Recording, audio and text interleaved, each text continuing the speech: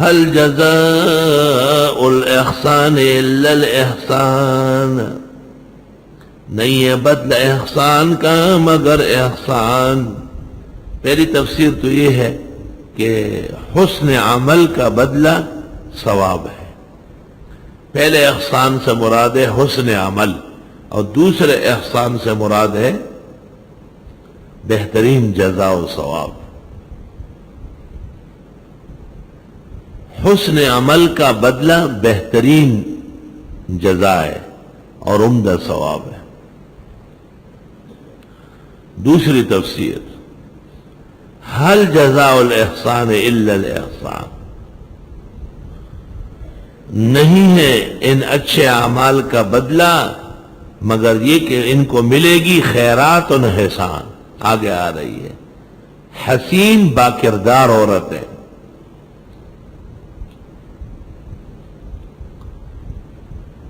احسان سے مراد احسان ہے، خیرات و احسان۔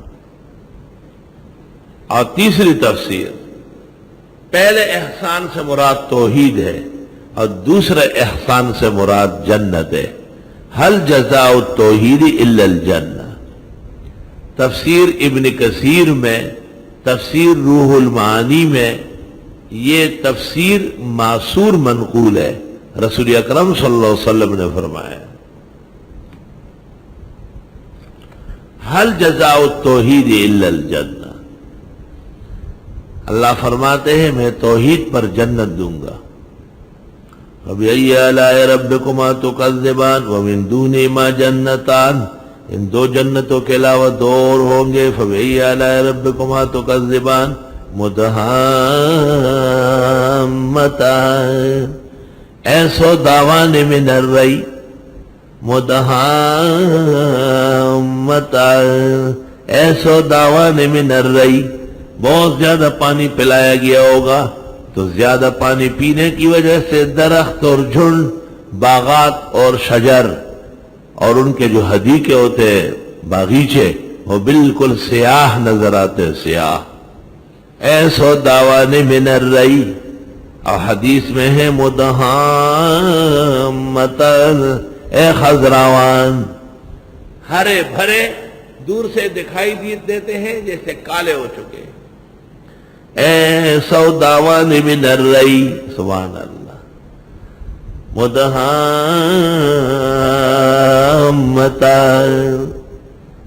فَبِأَيِّ آلَاءِ رَبِّكُمَا تُكَذِّبَانِ۔ عجیب بات سنو، ہرا جب زیادہ ترقی کر لے تو کس طرح نظر آتا ہے؟ کالا۔ ہری پگڑیاں ہیں بریلویوں کی اور کالی ہے شیعوں کی، دونوں ایک چیز ہے، اول و آخر کا فرق ہے۔ ایسو دعوان من الرَّيِّ مدہامتان، ایسو دعوان من الرَّيِّ فَبِأَيِّ آلَاءِ رَبِّكُمَا تُكَذِّبَانِ فِيهِمَا عَيْنَانِ نَضَّاخَتَانِ، ان دونوں جنتوں میں دو چشمے ہوں گے جن کا پانی پھوٹ رہا ہوگا، پانی اوپر سے آ رہا ہوگا۔ فَبِأَيِّ آلَاءِ رَبِّكُمَا تُكَذِّبَانِ فِيهِمَا فَاكِهَةٌ وَنَخْلٌ وَرُمَّانٌ، ان دونوں میں پھل ہوگا اور کھجوریں اور انار، سبحان اللہ۔ فَبِأَيِّ آلَاءِ رَبِّكُمَا تُكَذِّبَانِ فِيهِنَّ خَيْرَاتٌ حِسَانٌ، ان جنتوں میں با کردار خوبصورت عورتیں، خیرات با کردار۔ عورت کا پہلا کام کمال سیرت ہے، دوسرا کمال پھر صورت ہے، تو صورت کو متاخر کیا اور سیرت کو متقدم کیا۔ فَافْهَمُوا أَيُّهَا الطُّلَّابُ، سبحان اللہ۔ فِيهِنَّ، ان جنتوں میں خیرات حسان، با کردار اور خوبصورت عورتیں ہوں گی۔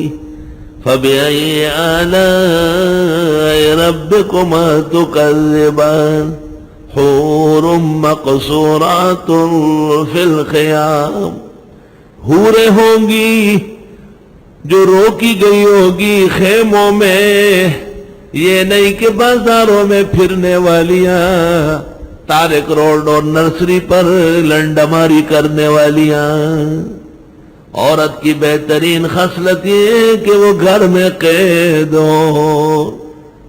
حور یہ با کردار اور حسین عورتیں حوریں ہیں، مقصورات جن کو روک لیا گیا فی الخیام، خیموں میں، گھروں میں۔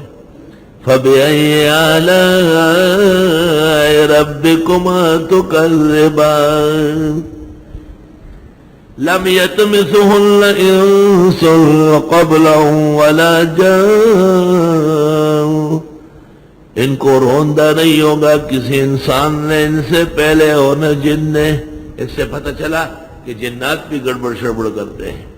بعض عورتوں کے بدچلن ہونے کی صورت میں جن ان پر عادی ہو جاتا ہے اور وہ بھی رات کو آ کر کے اپنا کام کر لیتا ہے۔ قرآن کریم کے ان آیات کے ذیل میں مفسرین نے لکھا ہے، اس لیے حدیث میں ہے کہ باوضو سوئے، خاون کی اطاعت و فرمانبرداری میں سوئے۔ فَبِأَيِّ آلَاءِ رَبِّكُمَا تُكَذِّبَانِ مُتَّكِئِينَ عَلَى رَفْرَفٍ خُضْرٍ وَعَبْقَرِيٍّ حِسَانٍ، ٹیک لگائے ہوں گے باریک ہرے ریشم پر، ہرے ریشم، وَعَبْقَرِيٍّ اور دبیز حسان بہت خوبصورت۔ بعض اوقات باریک کپڑا پسند ہوتا ہے، موسم کا تقاضا ہے، بعض اوقات دبیز۔ فَبِأَيِّ آلَاءِ رَبِّكُمَا تُكَذِّبَانِ مُتَّكِئِينَ عَلَى رَفْرَفٍ خُضْرٍ، ٹھیک لگائے ہوئے ہوں گے باریک ہرے ریشم پر، وَعَبْقَرِيٍّ حِسَانٍ اور دبیز ریشم پر جو بہت حسین ہوگا۔ فَبِأَيِّ آلَاءِ رَبِّكُمَا تُكَذِّبَانِ تبارک اسم ربک ذی الجلال والاکرام، بابرکت ہے نام تیرے رب کا جو واقعی عزت اور اکرام والے ہیں۔